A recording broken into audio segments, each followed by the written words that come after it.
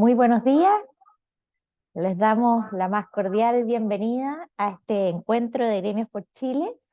Creo que todos ya nos conocemos, pero Gremios por Chile es una red de trabajo colaborativa que busca una mayor vinculación con las regiones, iniciativa que creamos a partir de este año desde la CPC con nuestro presidente Ricardo Meves.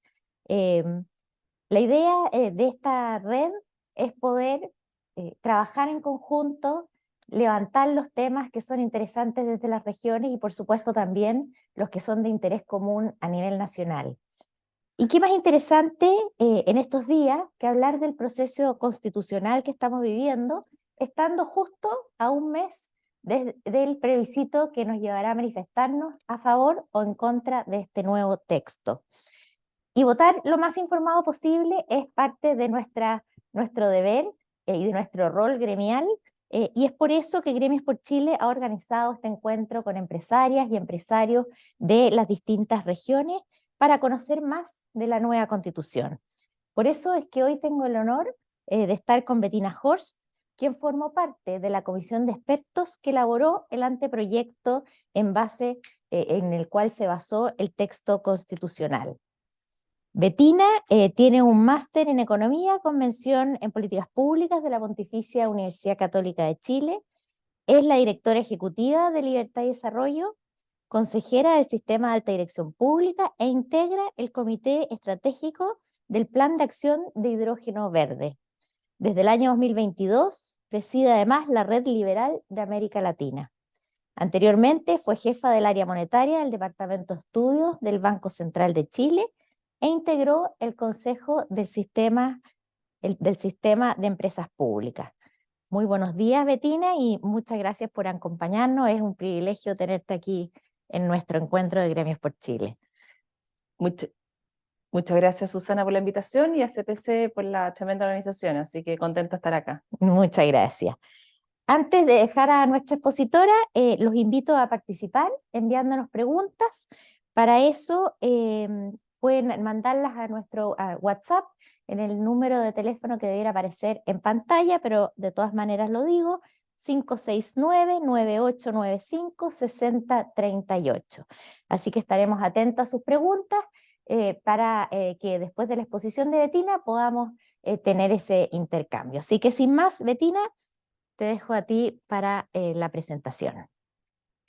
Bueno, muchas gracias, Susana. Efectivamente, comparto lo planteado en tu presentación en cuanto a la importancia de la decisión que hay que tomar a mediados de diciembre. La verdad que cada elección se vuelve más complicada, ¿no es cierto? En esta elección vemos sectores políticos que en el pasado han trabajado unidos y hoy día van con miradas distintas, así que hay muchos fantasmas, hay muchos mitos, hay muchos sustos quizás que hay que ir despejando en la discusión y tomar la decisión más informada posible. Yo en lo personal, como decía Susana, trabajé en la etapa de la comisión experta, ¿no es cierto? Que éramos 24 integrantes nombrados por el Congreso, y que tenía una suerte de empate, ¿no? Desde la mirada política de lo que debía contener una constitución, y cualquier norma que incorporaba ese texto del anteproyecto requería los 3/5, por lo cual se requerían votos cruzados de un sector y otro.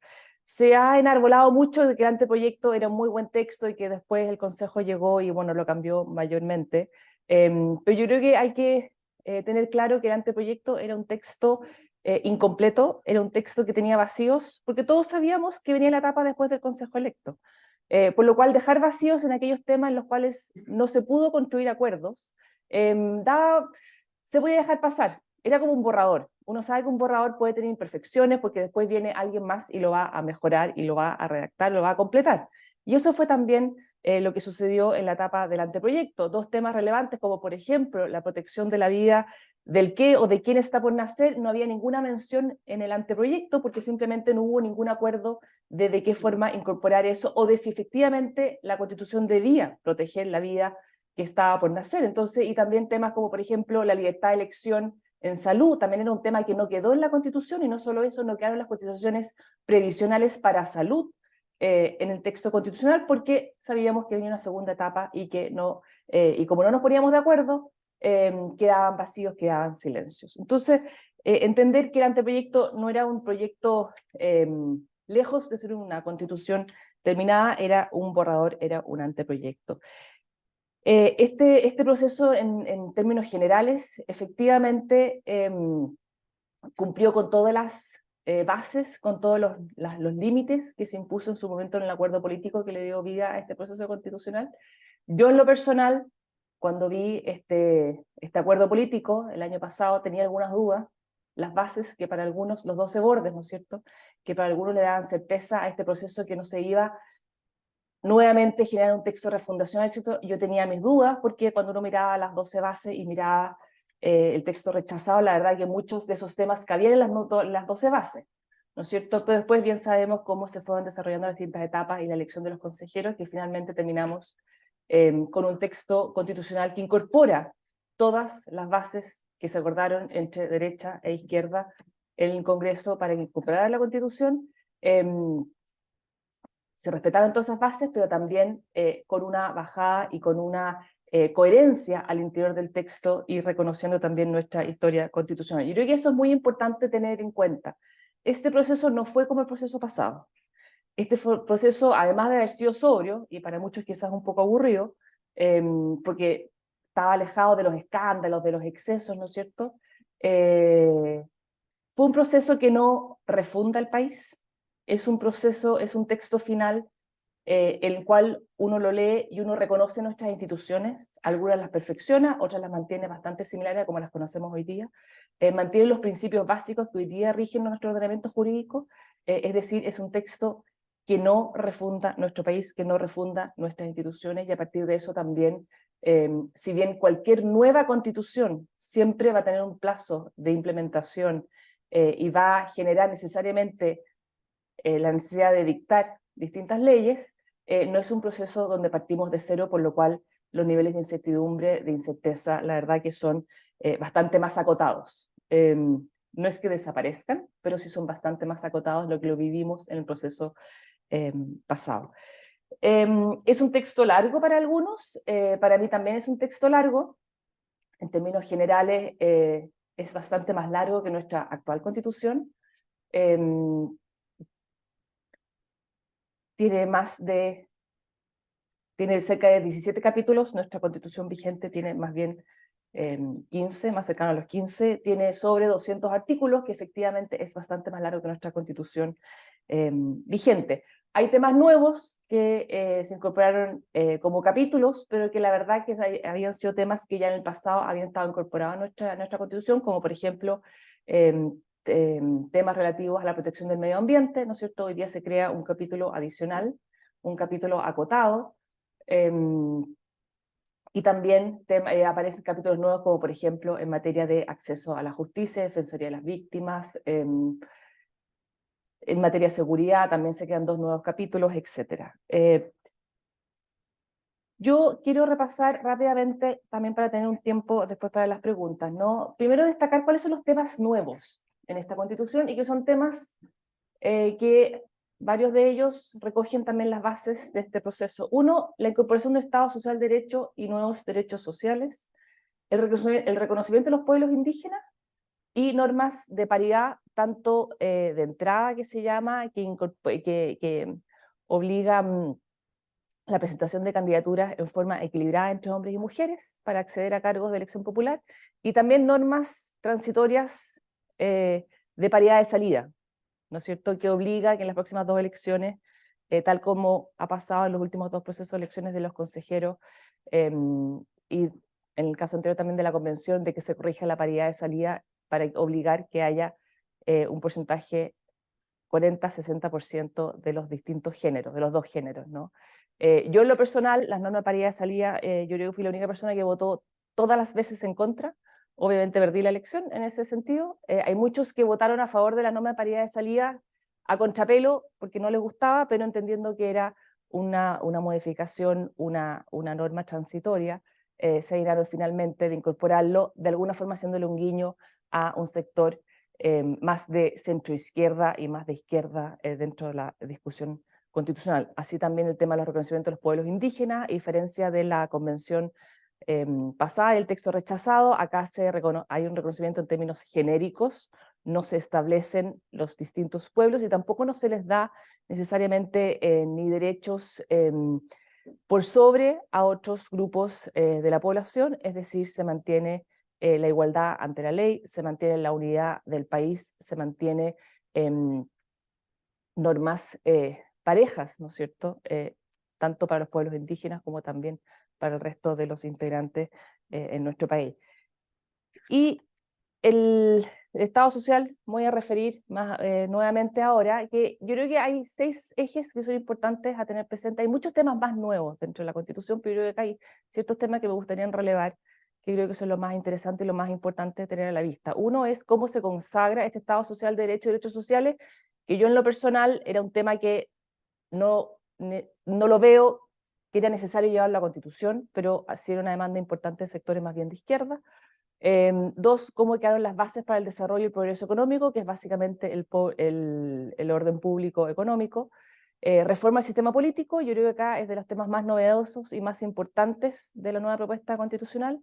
Temas en materia de seguridad, temas en materia de organización del Estado y otro tema que también es muy relevante es cómo se reforma esta constitución, sobre todo teniendo presente cómo se puede reformar la actual constitución. Como les decía, en términos generales, hay muchos temas que están en la nueva propuesta constitucional que uno podría tener dudas o matices en cuanto a si debieran estar o no en la nueva constitución, pero para mí por lo menos en los temas esenciales, en los temas de fondo de los que tiene que hacerse cargo un texto constitucional, están presentes y a mi modo de ver en muchos casos están bien resueltos. Hay temas que a mí no me gusta cómo quedaron, hay, como yo les digo, algunos lunares dentro de estos 216 artículos, pero en términos generales no son temas esenciales para el funcionamiento de nuestro país y de nuestras instituciones para las próximas décadas. Vamos viendo cada uno de estos temas.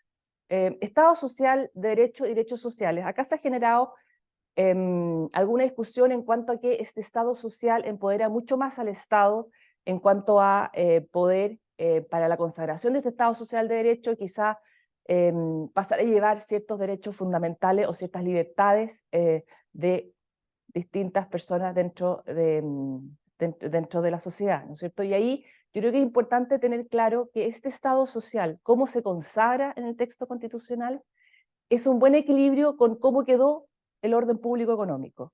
¿Por qué digo esto? Porque en el pasado había mucho susto de, bueno, si tenemos un Estado social de derecho en la Constitución, eso implica que va a haber un Estado que va a poder expropiar, que va a poder poner tributos altísimos, que va a poder en el fondo quitarle mucho a las personas bajo el alero de este Estado social. Y la verdad que eso no es así, porque hoy día lo que se hace es, en el mismo texto también, se le colocan límites al Estado en cuanto a lo que puede hacer, en cómo puede expropiar, etc. Entonces yo creo que acá hay un buen equilibrio entre lo que es un Estado social y el orden público económico, y creo que es central tener claro eso a la vista. Eso no fue así en el texto rechazado. Para aquellos que creen que hoy día se plantea un Estado social al igual que el texto rechazado, eso no es así, hoy día es muy distinto. En primer lugar, de los derechos sociales que se consagran, hay 2 nuevos, en total terminan siendo 5. Lo que es salud, educación, seguridad social, son derechos sociales que hoy día ya están consagrados en la Constitución, y la verdad que si bien hay algunas cosas novedosas en esos 3 derechos, en términos generales se mantiene bastante también lo que está en la Constitución vigente, y se incorpora la vivienda, el acceso a la vivienda adecuada y el acceso al agua y saneamiento.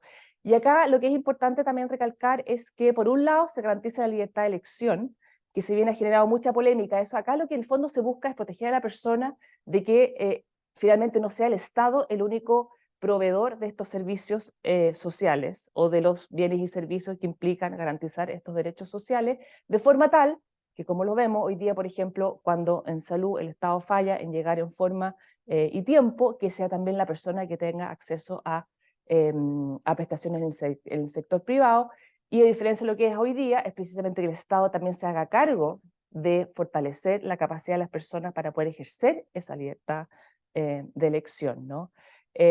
Y también lo que es relevante acá, que para poder demandar al Estado, ¿no es cierto?, lo que se llaman los recursos de protección para poder acceder a estos derechos sociales, no son de aplicación directa, es decir, no puede cualquier persona llegar a demandar a los tribunales para que el Estado le entregue alguno de estos derechos sociales, sino es que es en función de lo que expresamente regula la ley, ¿no es cierto? Que eso también es una diferencia respecto del texto rechazado, que antes era de aplicación directa, en cambio hoy día se van a tener que dictar leyes para poder definir quiénes, cómo, cuándo y de qué forma pueden acceder al cumplimiento de estos derechos sociales. Pueden demandar al Estado para el cumplimiento de estos derechos sociales, lo cual sin duda acota el activismo judicial en esta materia y creo que es importante tener presente. En cuanto a las bases para el desarrollo y progreso económico, la verdad que en una palabra es bastante parecido a lo que hoy día tenemos, ¿no es cierto? En materia de libertad de emprendimiento, en materia de derecho de propiedad, recordemos, hoy día quizás ya nos olvidamos de la discusión que tuvimos el año pasado, ¿no es cierto?, cuando se hablaba de las expropiaciones a precio justo, y hoy día creemos que ya estamos todos de acuerdo y hay una base de consenso importante en cuanto a que el derecho de propiedad siga estando consagrado como hoy día está en la vigente y como también se mantiene esta propuesta futura, pero la verdad es que esa es una discusión abierta.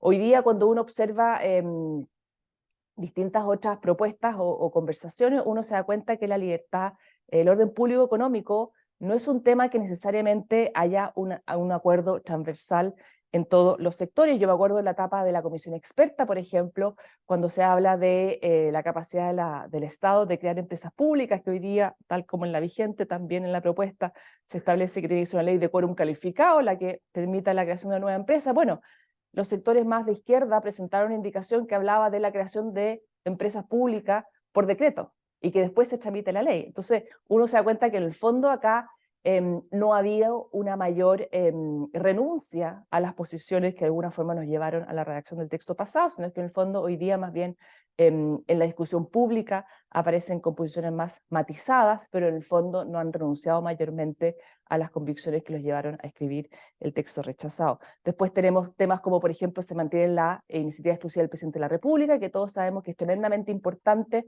para efectos de mantener la responsabilidad fiscal. ¿De qué nos sirve que la Constitución diga como principio se deberá respetar la responsabilidad fiscal si después de eso, con eso no viene acompañado otra normativa que efectivamente genere las condiciones para que eso se dé? Y ahí, a mi modo de ver, al menos lo que es el imperativo de la iniciativa exclusiva del presidente de la República, me parece que es un tema muy importante para precisamente resguardar la sostenibilidad, la responsabilidad y sostenibilidad fiscal. Banco Central Autónomo, hoy día también todos damos por descontado que estamos todos de acuerdo con que haya un Banco Central Autónomo, no fue la conversación que vimos hace un año atrás, así que también yo creo que en orden público económico muchos dicen, es que se mantiene lo que hay hoy día, como casi con un aire de desilusión, pero la verdad que mantener lo que hoy día existe no era algo obvio, que hace un par de meses podríamos haber dicho, bueno, hay un consenso amplio en esta materia en cuanto a la Constitución vigente. Así que no porque se mantenga cierta continuidad, pensar que es algo obvio y que se da por descontado. Después acá hay un tema, yo creo que es uno de los más importantes de este texto, que es cambios y mejoras del sistema político, ¿no es cierto? Hoy día nuestro sistema político, después de la reforma del 2015, que cambió el sistema de elección binominal a un sistema proporcional, nos ha llevado a un importante fraccionamiento de los grupos políticos dentro del Congreso. Hasta antes del 2015 habían entre 7 y 9 partidos políticos con representación en el Congreso.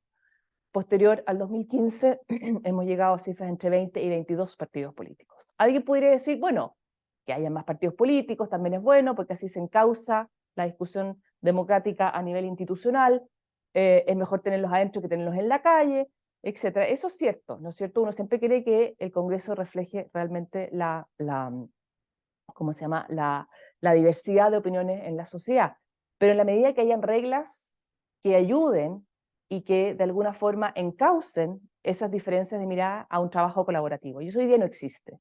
Hoy día los llaneros solitarios, hoy día el fraccionamiento, hoy día el trabajar no en equipo da réditos y no tiene costos políticos, porque uno puede salir electo en distritos con muy baja votación, ¿no es cierto? Entonces hay incentivos hoy día de cómo se eligen a los parlamentarios, a más bien a la no colaboración, y qué es lo que hemos visto en los últimos años.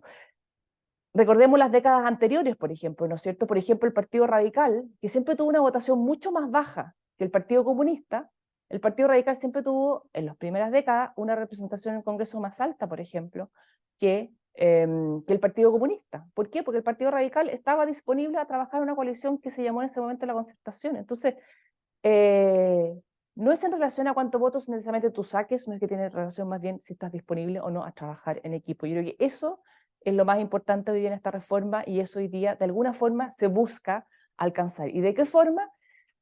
En primer lugar, reduciendo el número, perdón, el tamaño de los distritos, ¿no es cierto? Hoy día el tamaño de distritos, los diputados que son electos por cada distrito van entre 3 y 8, ¿no es cierto? Mientras más números de parlamentarios se elige por un distrito, más parlamentarios salen con una votación muy marginal, ¿no es cierto? El 0,1%, 0,5%, bueno, y las caricaturas que se han generado. Eso se cambia y hoy día se fuerza a que, se obliga a que por distrito se eligen entre 2 y 6 escaños, es decir, se baja el número de parlamentarios por distrito, lo cual necesariamente hace que cada uno de ellos tenga que salir electos con un porcentaje más alto. ¿Esto significa que no vamos a ver nunca más parlamentarios del 0,1 al 0,5%? No, porque sigue siendo un distrito, sigue siendo un sistema proporcional, pero lo que sí es que lo acota bastante y en el fondo genera más bien incentivos a trabajar en coaliciones un poco más amplias. Junto con eso también se instala un umbral del 5%, es decir, si el partido no saca al menos el 5% a nivel nacional de los votos, no puede acceder a escaños a la Cámara de Diputados, ¿no es cierto? Eso sí, solo sí, por ejemplo, si tienen a lo menos 8 parlamentarios en el Congreso, entonces sí pueden acceder a escaños en la Cámara. Es decir, acá hay un umbral del 5% como línea mínima para acceder o mínimo 8 parlamentarios en el Congreso. Acá hay una norma transitoria que implica que en la próxima elección estos guarismos no se aplican, sino es que entra en forma gradual entre este y el próximo y la próxima elección. Y también hay un tema interesante y que obliga a que los parlamentarios que renuncian al partido pierden su escaño, ¿no es cierto? Esto obviamente, probablemente veamos menos renuncias a partidos, porque muchos hoy día renuncian para irse a una bancada independiente o crear nuevas bancadas o sumarse a otras bancadas. Y acá en el fondo lo que se busca es que los mismos parlamentarios también tengan más incentivos a trabajar en colaboración dentro de sus equipos, dentro de sus partidos.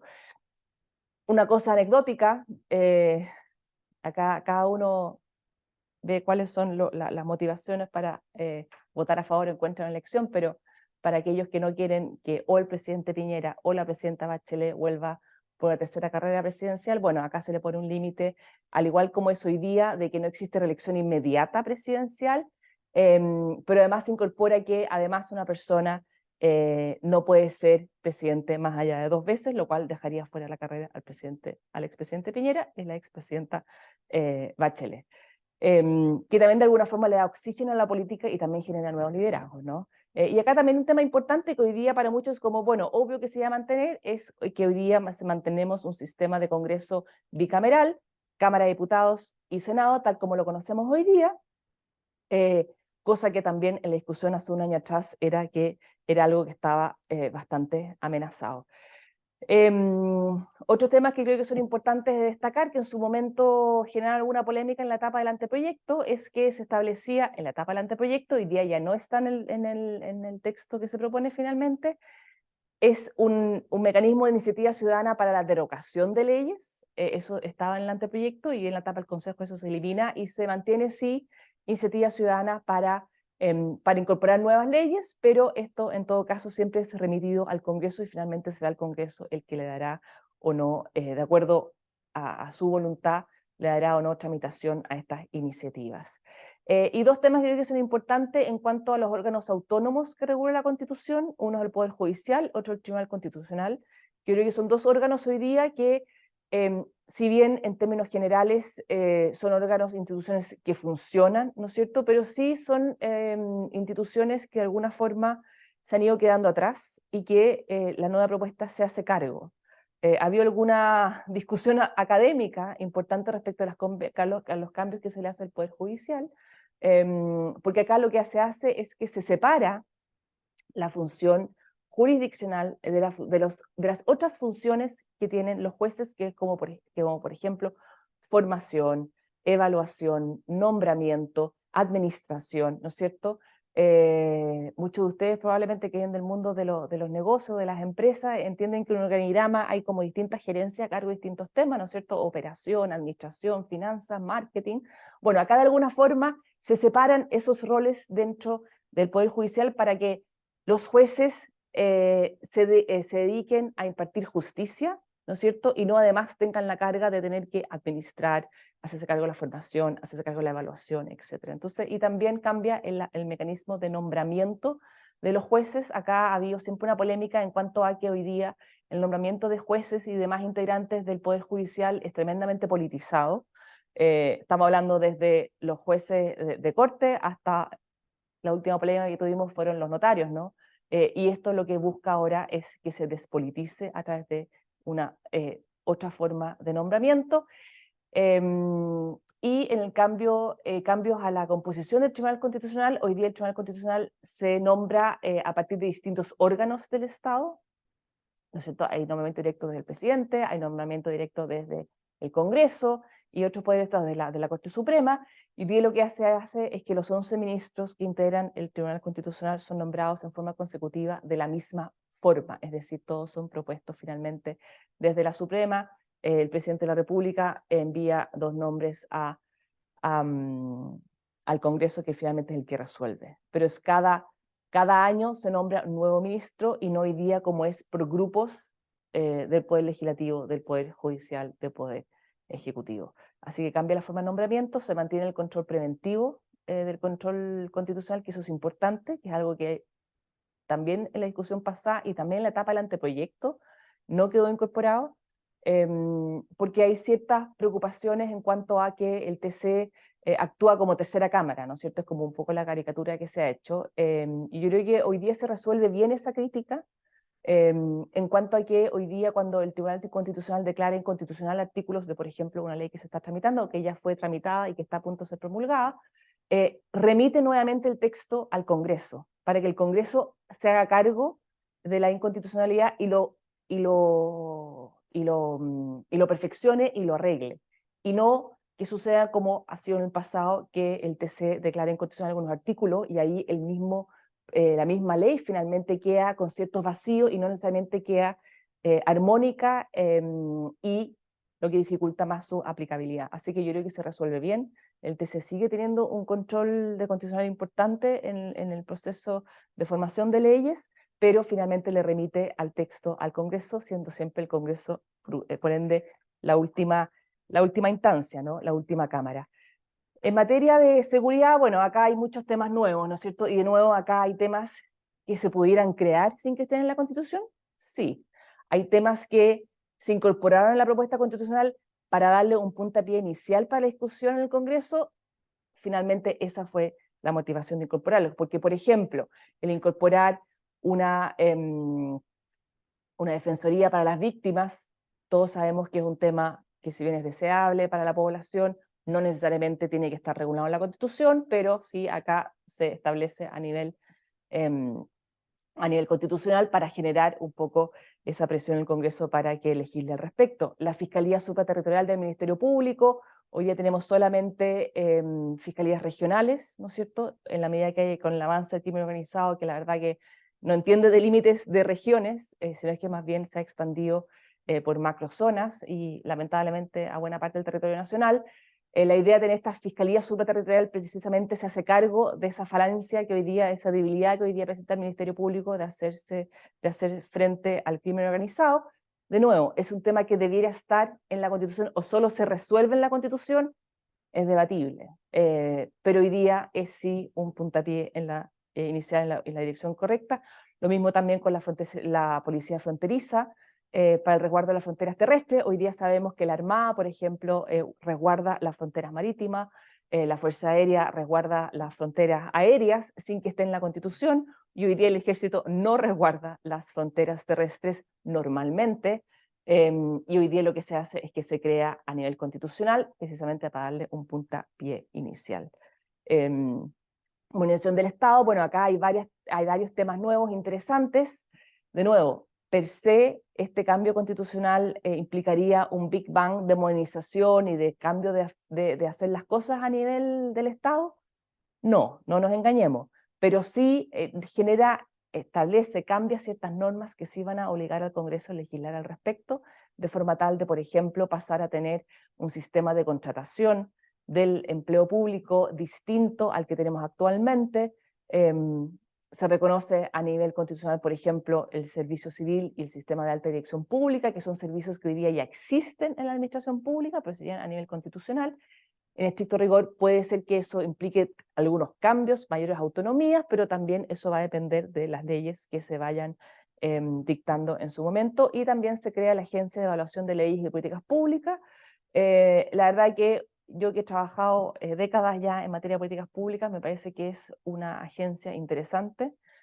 Uno quisiera ver que funcione bien y que realmente sea un contrapeso y que permita evaluar, alejado de los ciclos políticos, también cómo han ido implementándose y cuál ha sido el efecto que han tenido las distintas leyes y los distintos cambios legales en décadas, que hoy día las leyes se aprueben, se implementan, tienen problemas de la implementación, bien o mal, van avanzando, y la verdad que 10, 20 años atrás, ese trabajo, si no le hace a alguna institución, o alguna universidad, o nosotros como Libertad de Desarrollo u otros centros de estudio, la verdad que no hay una evaluación al respecto. Así que creo que es importante que eso se incorpore. La Dirección de Presupuesto hoy día algo hace de eso, ¿no es cierto? Y es interesante, pero también la Dirección de Presupuesto depende del Ministerio de Hacienda, y de alguna forma acá lo que se busca es también generar un ente fuera de la administración central. Y en materia de centralización, la verdad que en este tema, con la elección de gobernadores regionales, hasta hace poco tuvimos algunas modificaciones a nivel constitucional también, y después a nivel legal. Todos esos cambios se mantiene un gobernador electo, se mantiene también un delegado presidencial a nivel regional, pero sí se consagra y se reconoce, por ejemplo, lo que antes, hoy día hablábamos en nuestra constitución vigente de administración comunal, hoy día se habla de gobiernos locales. Eso en la práctica es un Big Bang y vamos a tener un país mucho más descentralizado. Es deseable, ¿no es cierto? Pero también va a depender de cuáles son las otras fuerzas después en el Congreso que sean capaces de llevar adelante reformas en esa línea en el Congreso. Lo que sí creo que es interesante es que se incorpora un principio en descentralización, que es la radicación preferente a nivel local de las funciones del Estado. Es decir, aquello que el nivel local hace mejor que el regional, debería estar radicado al nivel local, y así sucesivamente en nivel regional y en el nivel nacional. ¿Eso en qué se traduce? Que en la medida en que uno vaya desarrollando nuevas institucionalidades o nuevas funciones o atribuciones del Estado, o nuevos programas, perdón, tiene que tener esa mirada descentralizadora y hacerse la pregunta, bueno, ¿esto en qué nivel de gobierno debería estar radicado? Y un tema que también me parece que es tremendamente importante es el tema de los quórum para reformas constitucionales y reformas legales. Hoy día la Constitución vigente, producto de la reforma constitucional que se hizo el año pasado, en medio de la discusión del plebiscito pasado, en el periodo electoral, cuando empezó a surgir con fuerza la idea de rechazar para abrir un nuevo proceso, ahí se acordó bajar los quórums para precisamente poder reformar la Constitución con mayor facilidad y poder abrir un nuevo proceso, que es el que estamos ahora, ¿no? Y ahí se bajaron los quórums, y hoy día la Constitución vigente se modifica por 4/7. La vigente se modifica la Constitución por 4/7, y también desaparecen todo lo que son las leyes orgánicas constitucionales. ¿Qué son las leyes orgánicas constitucionales? Son leyes orgánicas que de alguna forma complementan el texto constitucional. Por ejemplo, en el Banco Central hoy día tiene 2 artículos en la Constitución, pero tiene una ley orgánica constitucional que en sus orígenes era de un quórum más alto y que establece muchos detalles de su funcionamiento, como por ejemplo el Consejo del Banco Central hoy día no está en la Constitución vigente, está en la ley orgánica. El que los consejeros del Banco Central sean nombrados a través de una propuesta presidencial y son nombrados por el Senado, eso no está en la Constitución, eso está en la ley orgánica. Entonces, con la Constitución vigente, todas esas normas pueden cambiar con mucha más facilidad. Entonces, algunos podrían decir, oye, pero el Banco Central quedó básicamente como lo que tenemos hoy día, por lo cual acá yo no veo una gran ganancia. Bueno, si nos quedamos con la Constitución vigente, el Banco Central sí queda más debilitado legalmente. ¿Por qué? Porque hoy día las formas de cambiar las leyes orgánicas es mucho más fácil de lo que era hace un par de años atrás. Entonces, ¿qué se hizo en esta propuesta constitucional? Varios de los temas que estaban regulados en la ley orgánica constitucional se lleva a nivel constitucional. Y por eso hoy día el Banco Central pasa a ser una institución autónoma que está regulada a través de 2 artículos de la Constitución vigente, pasó a ser a 8 artículos de la Constitución, de la propuesta constitucional. Y eso porque la nueva propuesta constitucional, el quórum de reforma constitucional es de 3/5, es decir, es un quórum más alto para ser modificada. Yo creo que es importante tenerlo en vista, porque muchos dicen, bueno, pero si es lo mismo, si se queda una o la otra, porque son bastante similares, no cambia tanto. Quizás en algunas materias quizás no cambia tanto, yo creo que hay algunas mejoras, pero supongamos que no cambia mucho, ¿no es cierto? La Constitución vigente se puede cambiar por 4/7. Yo los invito a mirar la conformación de nuestro Congreso y ver cuáles son las principales corrientes ideológicas de los 4/7 hoy día presentes en el Congreso, y cómo vemos y cómo somos capaces de enfrentar en los próximos años una discusión constitucional en el Congreso. Entonces, yo creo que acá, si viene entre 3/5 y 4/7, alguien me puede decir, ya, pero no es tanta la diferencia. Bueno, pero son 2 votos, 2 y algo votos, entonces no es menor. Pero yo creo que es importante tener presente porque este tema ha salido menos. Nos centramos en el Estado social, nos centramos en las discusiones que se han levantado en distintos sectores, pero la verdad que esto es un tema tremendamente central en cuanto a cuáles son los quórums de modificación de leyes y de constitución a futuro. Y hay 2 temas que no puedo dejar de... hay 2 temas que no puedo dejar de mencionar, porque son temas que, a mi modo de ver, uno, le han subido demasiado el volumen, como es el tema de la exención de contribuciones, y 2, es un tema que si bien puede ser más lejano a nuestra audiencia, el tema de protección de la vida, porque yo creo que es importante despejar ciertos fantasmas. Porque como se decía por ahí, todos sabemos que los fantasmas no existen, pero a todos nos dan miedo a los fantasmas. Entonces tenemos que tener claro realmente cómo fue la discusión en materia de protección de la vida y qué es lo que hoy día propone el texto. Vamos al tema de contribuciones. En contribuciones acá se ha planteado de que es un tema que no debería estar en la Constitución, es un tema que debilita el financiamiento municipal, es un tema que es regresivo. Yo comparto la idea que es debatible que esté o no en la Constitución. Ahora, la verdad que la exención al pago de contribuciones por parte de la Iglesia ha estado siempre en la Constitución y yo no he escuchado ninguna queja al respecto. Pero bueno, más allá que eso, hoy día es debatible si esta exención debería estar. Ahora, hay que leer bien el texto, porque hoy día efectivamente el 25% de las viviendas en el país están afectos al pago de contribuciones. La principal fuente de ingresos de los municipios es el impuesto territorial, pero es el impuesto territorial pagado por los roles no habitacionales, es decir, por los roles, por las propiedades que no son vivienda. Entonces, de partida el efecto ya es menor, no es que se acabe la recaudación por impuesto territorial. Y por otro lado, acá lo que se hace es, recordemos que las contribuciones es un impuesto patrimonial en nuestro país, se paga en función del avalúo fiscal, ¿no es cierto?, de la propiedad, no tiene nada que ver con los ingresos de esa familia. Entonces, ¿qué es lo que se busca acá? Es romper esa lógica de impuesto patrimonial y decir que todas las viviendas principales estarán exentas, pero los que deberán seguir pagando son aquellos donde el avalúo fiscal y los ingresos de ese contribuyente tienen alguna relación. ¿Qué pasa hoy día? Hoy día hay sectores como, por ejemplo, pensemos en comunas como El Bosque, San Miguel, donde hasta hace un par de años atrás llegó el metro, ¿no es cierto? Un metro que genera cambios al plan regulador, más plusvalía, y el avalúo fiscal de esa propiedad cambió de un día para otro en forma importante, pero los ingresos de esa familia no tuvieron ningún cambio. Entonces, finalmente, esos sectores son los que se ven forzados por no poder pagar esas mayores contribuciones a dejar esos barrios en los cuales históricamente se han vivido. Y lo que busca acá la norma transitoria es precisamente eso, es que se pueda exceptuar del pago de contribuciones a aquellos propietarios cuyo avalúo fiscal no tiene relación con los ingresos de su familia. Entonces, la verdad que muchos de los que estamos acá muchos de los que nos escuchan, muchos de ustedes, lamentablemente, déjenme decirles, van a seguir pagando contribuciones. En la medida que los ingresos familiares, los ingresos del contribuyente tengan relación con el evasión fiscal. Pero precisamente lo que se busca es proteger a aquellos sectores de clase media que han visto incrementar su avalúo fiscal en forma importante, pero que no ha tenido un correlato en sus ingresos y para que no se vean forzados de tener que dejar su vivienda, el barrio histórico en los que han vivido.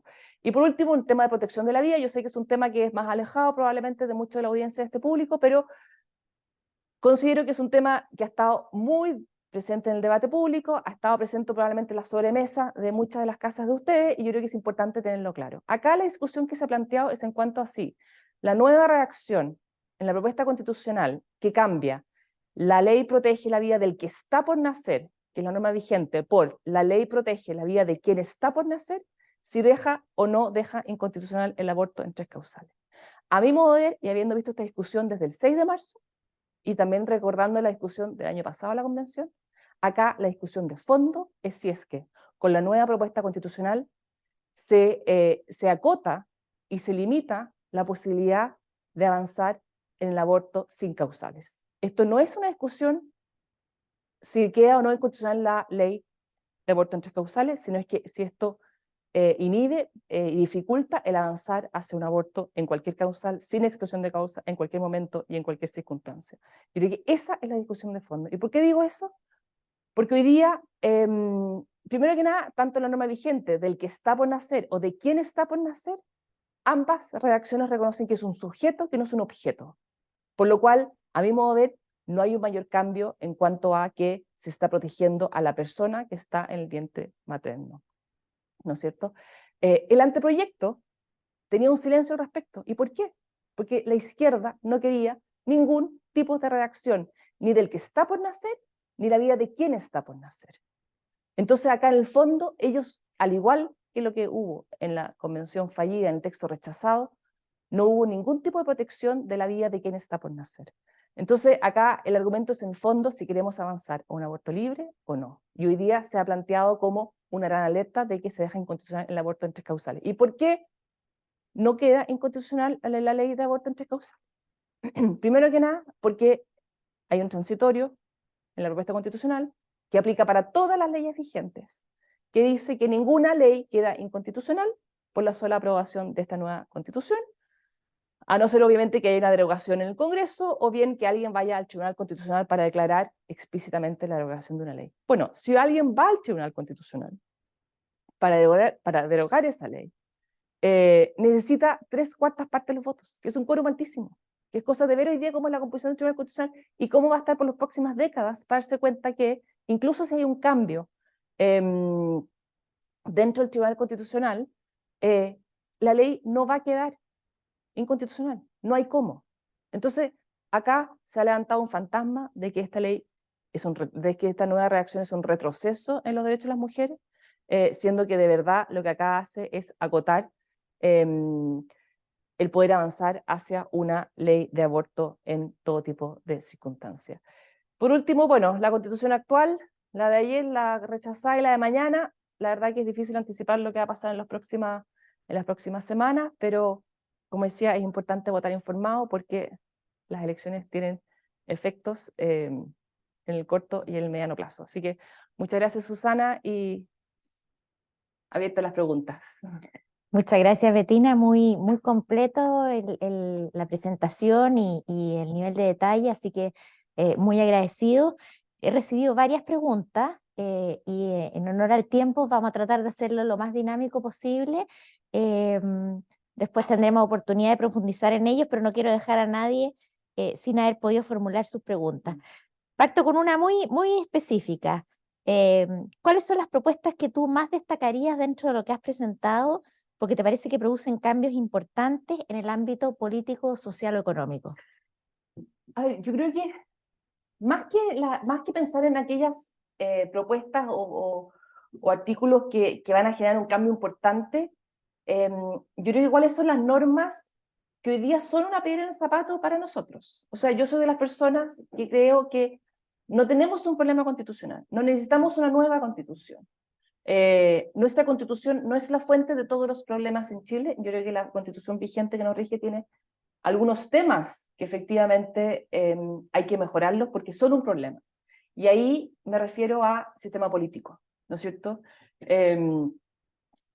Precisamente hoy día nuestro problema de fraccionamiento en el Congreso está dado por cómo se eligen a los integrantes del Parlamento. Uno podría decir, bueno, pero ¿qué importa? Si es que esto no se aprueba, entonces lo podemos hacer una reforma en el Congreso.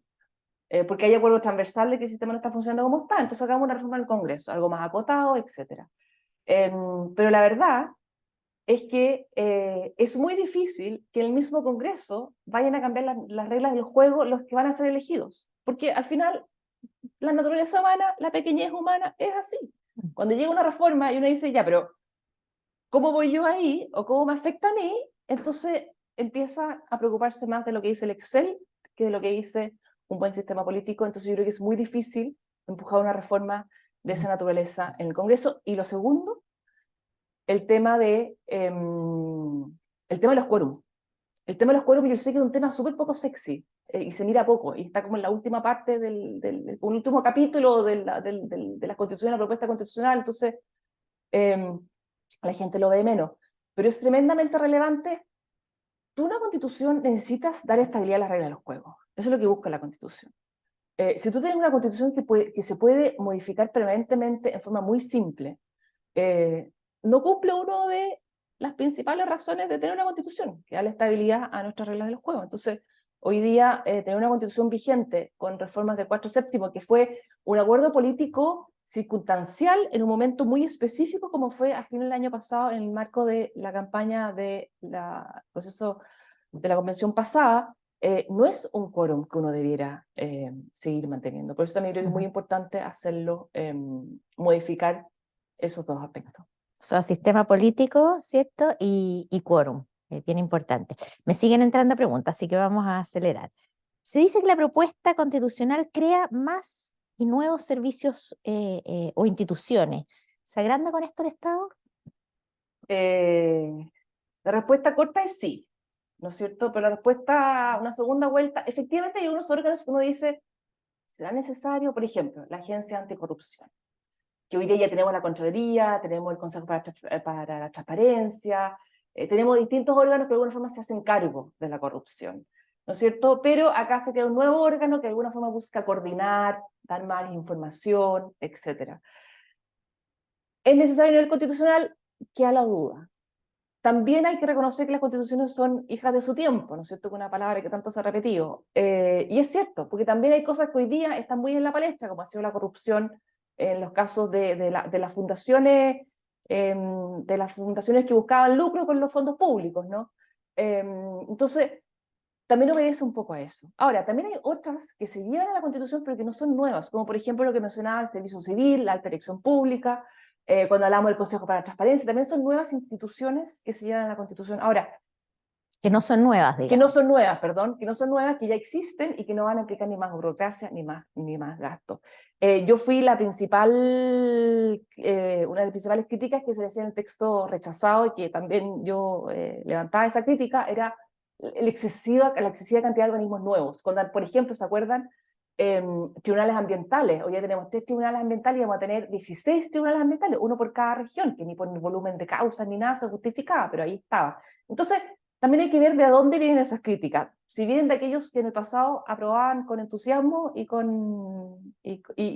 convicción, la verdad que no comparto esa crítica, pero yo sí soy de las personas que siempre creo que hay que tener acotado el tamaño del Estado, y obviamente se crean algunos organismos nuevos que tú dirías, bueno, vamos a ver el impacto que tienen quizás a futuro. No fue tan necesario crearlos, pero hoy día creo que se está magnificando un poco esa crítica. Y además también la contraparte es que hoy día esperamos con esto se pueda dar un puntapié inicial a reformas modernizadoras del Estado y que generen un mejor marco regulatorio para el empleo público, para que de alguna forma también eso no sea un Estado más grande e igual de pesado, sino que ojalá un Estado que quizás con algunas organizaciones nuevas, algunas instituciones nuevas, pero más dinámico y más moderno. Me tomo esa última parte porque justamente hay una pregunta que dice relación con eso. Dice, en modernización del Estado hay varias novedades. Se precisan las características del empleo público con indemnización por año de servicio en base al mérito, etc. También se crea un consejo de evaluación de leyes de política pública. ¿Qué implicancias tienen estos cambios para un Estado más moderno, eficaz y eficiente? A ver, es un puntapié inicial, ¿no es cierto? No nos engañemos, no si se aprueba esta constitución vamos a tener del día de mañana un Estado que ande a 100 kilómetros por hora. Lamentablemente, ojalá fuesen tan fáciles las cosas, ¿no es cierto? Pero sí un puntapié inicial. Nosotros en materia de reforma del Estado y empleo público hace años que se viene trabajando en la materia, ¿no es cierto? Es un tema muy poco sexy para los políticos, es mucho costo implementar una reforma en esta línea porque la oposición, obviamente los funcionarios, va a estar y va a estar presente y va a ser importante. Uno puede tratar de minimizarlo, ver cómo se hace mejor forma para no tener tantas oposiciones a una reforma de esa naturaleza, pero es muy difícil que un gobierno por sí solo esté disponible a hacer reformas de esta línea que son de un alto costo político y cuyos efectos y réditos políticos vienen más a medio plazo. Nosotros en el 2018, nosotros como Libertad de Desarrollo, junto con el CEP, Espacio Público y Chile 21, sacamos un documento transversal de reforma en el empleo público. Y ahí está, duerme en el cajón, porque al final del día, si bien había un acuerdo transversal de distintas miradas, de aspectos bases que se tenían que reformar, ahí está. Entonces, acá lo que se espera es que efectivamente con este mandato o con esta nueva propuesta constitucional se dé un puntapié inicial y efectivamente podamos romper esa inercia que hoy día tenemos en cuanto a no reformar nada, porque cualquier cosa que se haga va a ser un problema. De acuerdo. Em, Acá hay una pregunta que dice relación con el tema de mujeres. Em, Dice que tú mencionaste algunas normas que favorecen a las mujeres, como la paridad de salida o la sala cuna gratuita y universal. No sé si eso apareció en la presentación, pero aparece acá en la pregunta. Pero igual se ha escuchado voces que reclaman que la propuesta puede perjudicar a las mujeres por temas como el aborto. ¿Cómo lo ve usted? Bueno, por eso yo quise referirme, si bien esta audiencia probablemente no es lo principal de sus preocupaciones, pero por eso quise referirme al aborto, porque cuando uno mira, es curioso, porque cuando uno mira texto vigente con propuesta constitucional, o sea, sin duda que acá en la propuesta constitucional hay muchos más temas eh, que importan a las mujeres. En la vigente prácticamente no hay nada, ¿no es cierto? Acá se habla de corresponsabilidad en el cuidado, acá se habla de no discriminación de sueldos entre hombres y mujeres con el mismo empleador, acá se habla de sala cuna, en el fondo es universal, no dice la palabra universal, pero sí sala cuna que el Estado debe proveer del servicio gratuito, ya sea a través de privados o estatales, pero sí el acceso a sala cuna para el cuidado de los niños. Entonces hay distintas normas, normas de paridad de entrada, normas de paridad de salida. De nuevo, hay cosas que yo en lo personal no hubiese llevado a la Constitución, ¿no es cierto? Pero que están, entonces, la crítica de que esto es un retroceso, la verdad que, claro, quizás esos son sectores que dicen que es un retroceso porque respecto al texto rechazado, eh, puede ser que les parezca insuficiente, porque recordemos también que el texto rechazado tenía mucho de identitario, mucho de, era casi hombres contra mujeres, o sea, mujeres contra hombres. Entonces, claro, si alguien lo ve con esos ojos de entusiasmo, convicción del texto rechazado, claro, puede ser que esto sea algo menos, pero respecto a la constitución vigente, en ningún caso es un retroceso, sino es que la verdad que es un avance, sobre todo para esa gente feminista en las cuales yo muchas veces no comparto algunos temas, pero que también están ahí incorporadas, como por ejemplo la paridad de salida. Claro, interesante porque en realidad, claro, se enfocó mucho la discusión en el tema aborto que tú despejaste muy claramente, pero efectivamente este nuevo texto incorpora otras medidas que, como tú bien dices, lo que hay que compararlo es con la Constitución vigente. Acá hay otra pregunta que dice respecto de la descentralización. ¿Se plantea la posibilidad de cambiar la estructura de regiones, pudiendo disminuirlas y generando macroregiones? Bueno, hubo una discusión ahí, si se hablaba de regiones, si tratábamos de impulsar macroregiones, y la verdad que se optó por lo más simple, que es no enojar a nadie, y se mantuvieron las regiones.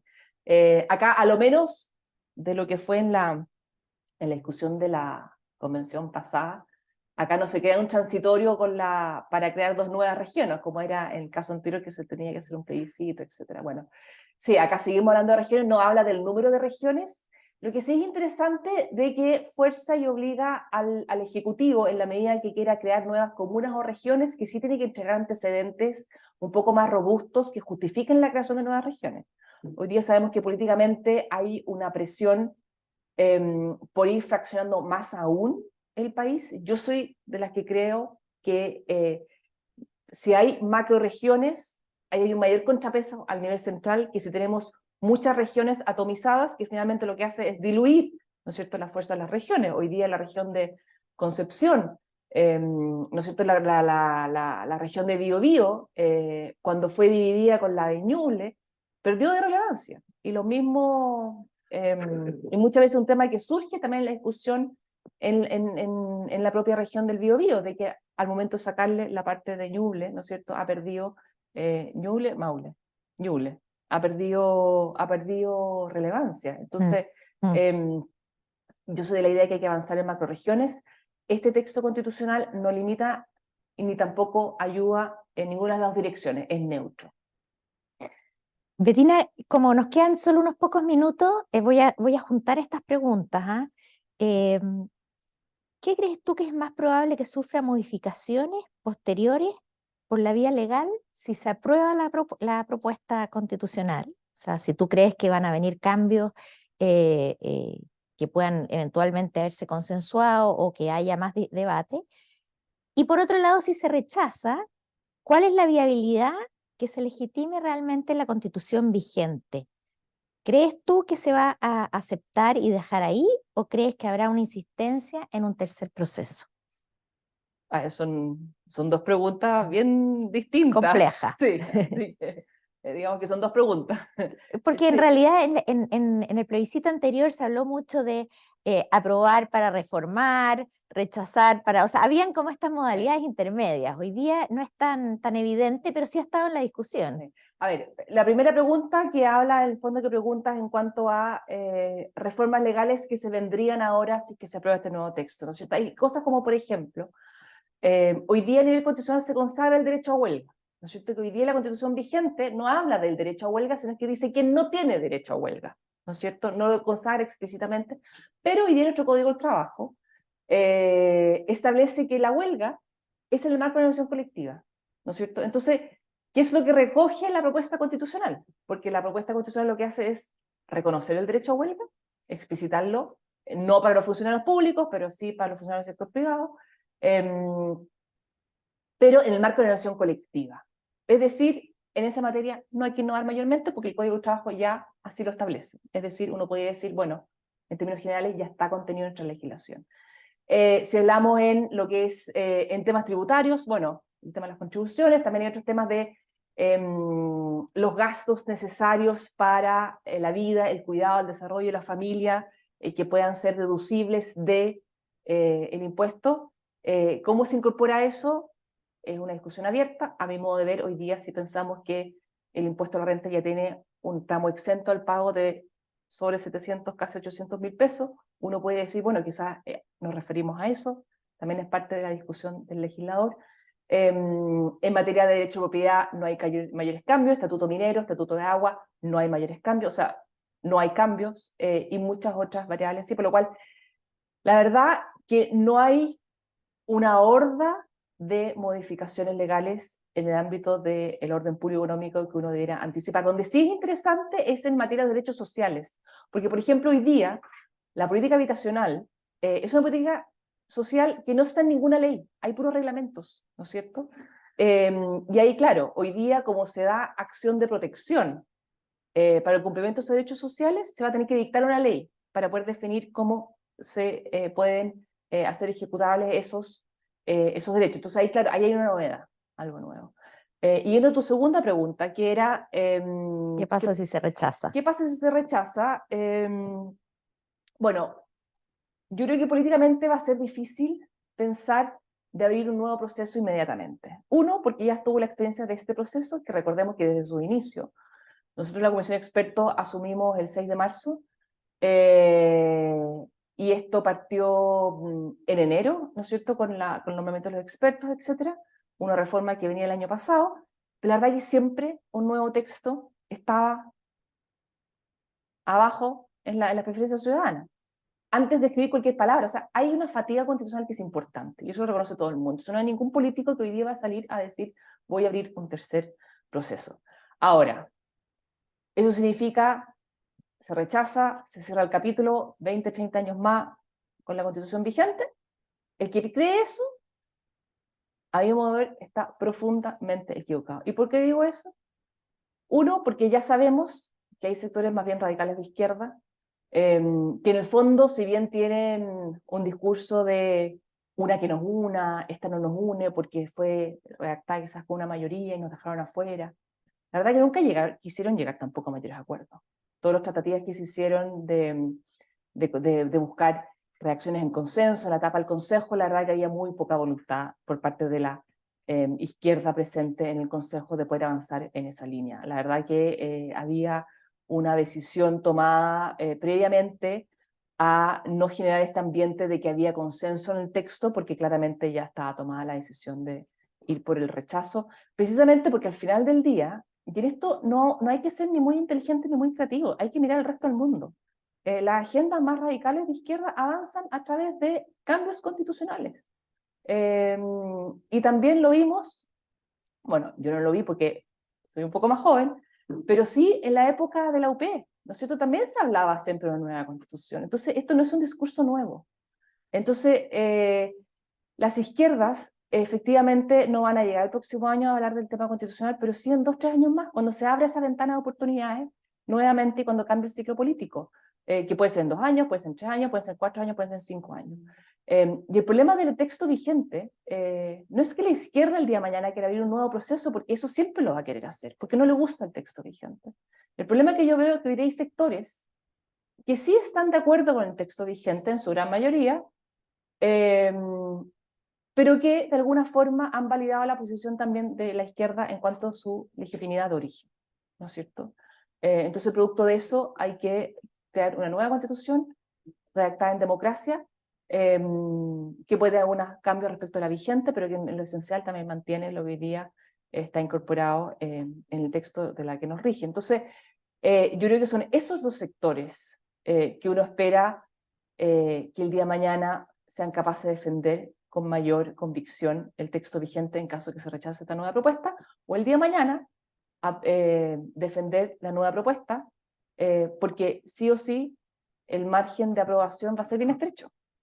Entonces, yo siempre he dicho, ¿es deseable que este plebiscito se resuelva con una importante mayoría a favor? Sí, es deseable.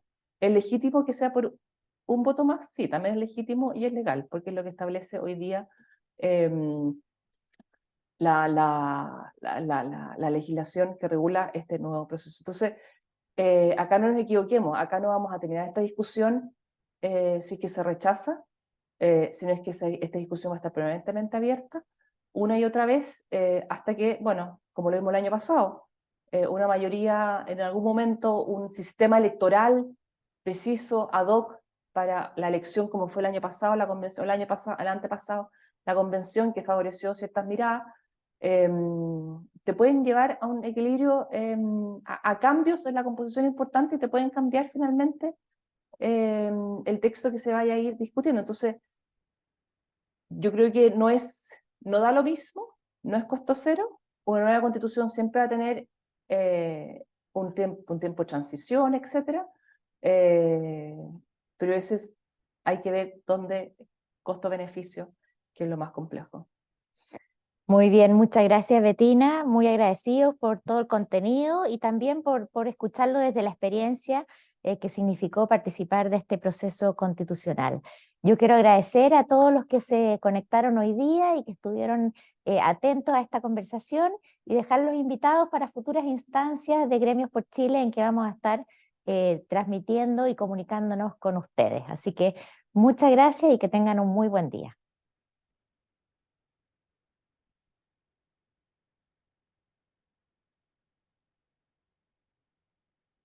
Tú congelaste.